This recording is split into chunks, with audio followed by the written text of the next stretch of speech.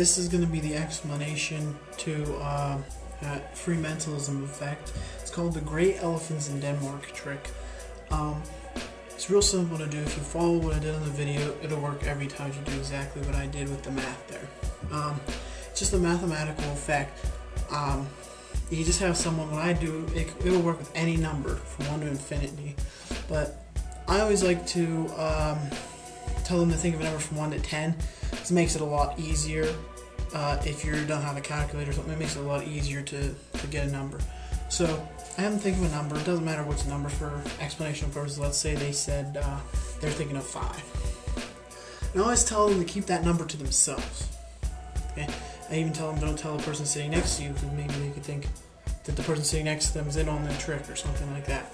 So I tell them to keep the number to themselves. Then I tell them the reason we do this math, to get them off the idea of thinking that it's mathematical and it'll always end up with the same number every time. I do a thing where I tell them that the reason we're gonna mess the number up so that you couldn't even know what number you're gonna be thinking of. And that sort of gives you a reason for doing all this math. So then what I do is, the first step, you have them pick a number, you tell them to multiply that number, double it, multiply it by 2. And after they get that answer, you tell them to take the answer and add 8 to it. So multiply by 2, then add 8. Then take their answer and divide it by 2. So you got multiply by 2, add 8, divide by 2.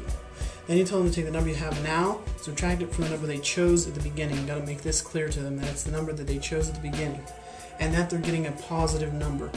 Sometimes what I do is people do it the wrong way, and they'll get a negative number. And then when I go to tell them to think of a letter, they'll be like, well, what letter is -4? You know?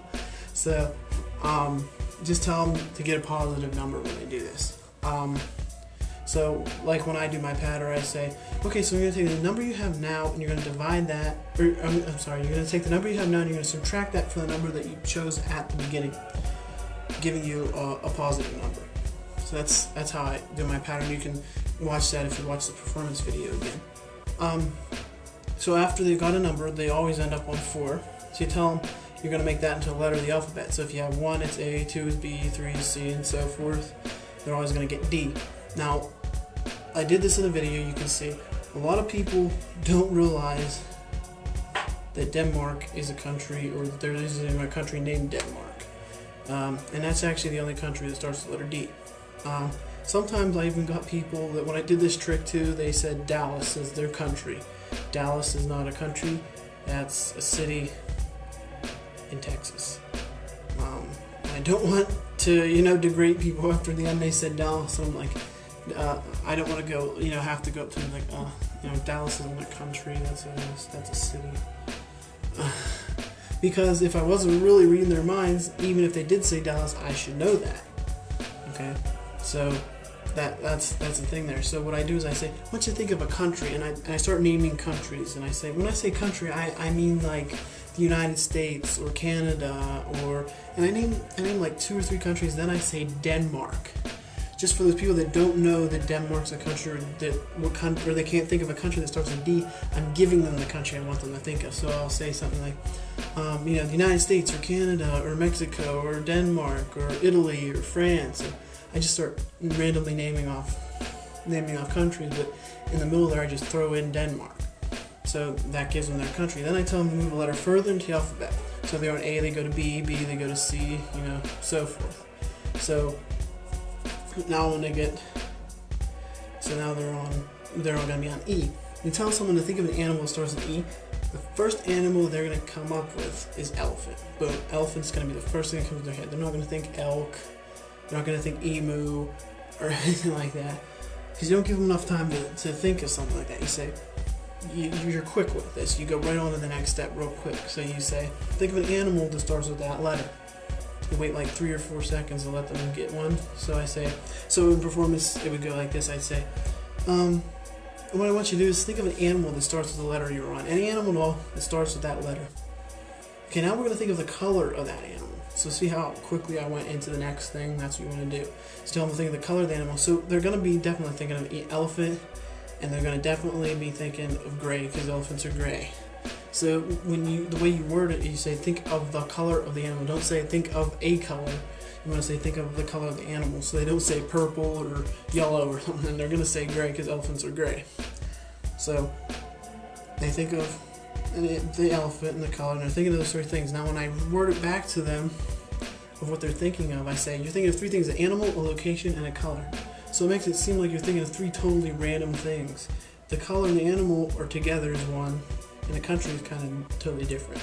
But when I say a color, an animal, and a location, and it kind of makes it seem like they're all just separate things.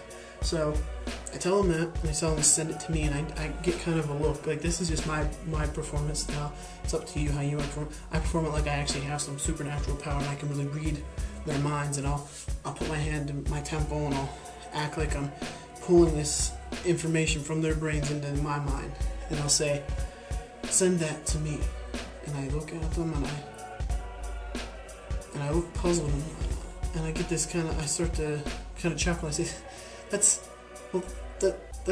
silly. There are no gray elephants in Denmark. And I tell them what they should be thinking of. And usually, if you do it for a large crowd, which is normally this is a stage type thing, but anyone really, it'll work on if they do the math correctly and they know the countries. And if you give them the country like that, that'll help out too.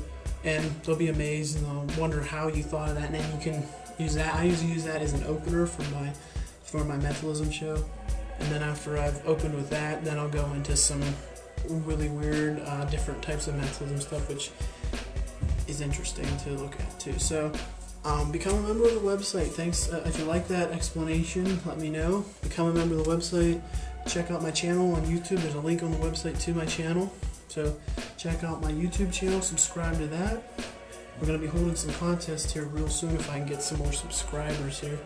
And yeah, so check out my website. Check everything out. And thanks a lot. And I'll see you guys next time.